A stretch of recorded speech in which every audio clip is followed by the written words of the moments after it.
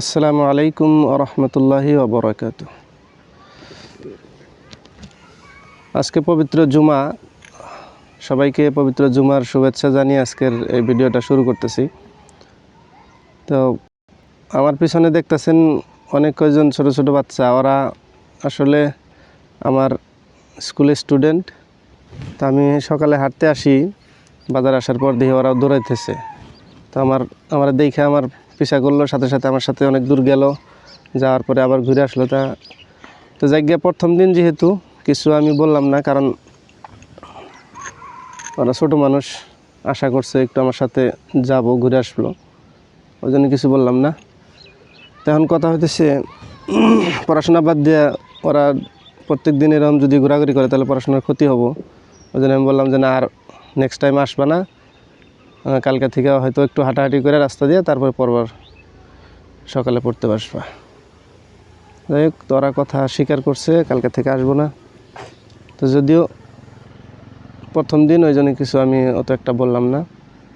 তো এখন মূল কথা হচ্ছে যে পবিত্র জুমার দিনের কিছু আমল সম্পর্কে গত জুমার দিন আমি বলছিলাম যে সুন্নাতগুলো আমরা সবাই জুমার দিন আমল করা উচিত।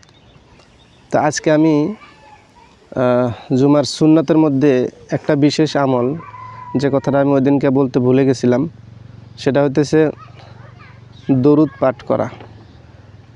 সব সময় জুমার দিনের সারা দিন যদি সবাই দরুদ পাঠ করে তাহলে অনেক ফজিলত রয়েছে দরুদের মধ্যে। আল্লাহ রাসূল নির্দেশ করেছেন সবাইকে দরুদ পড়ার জন্য।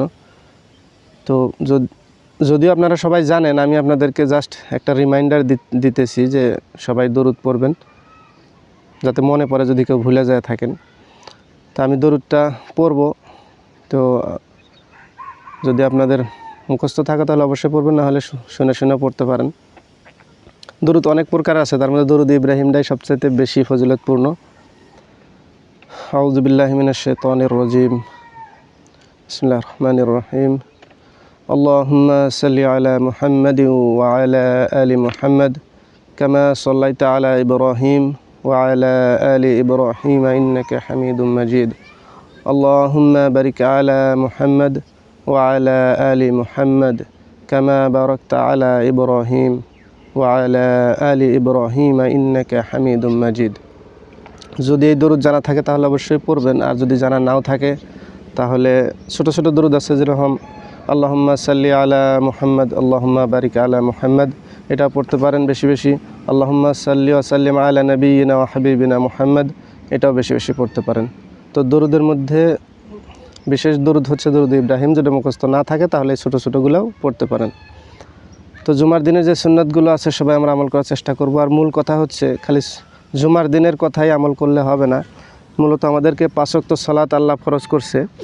তো এই 5 ওয়াক্ত সালাতের মধ্যে, নামাজের মধ্যে জুমার দিনের যে সালাতটা, সেটা মূলত জোহরের সালাতের রিপ্লেসমেন্টে আল্লাহ তাআলা দিয়েছেন।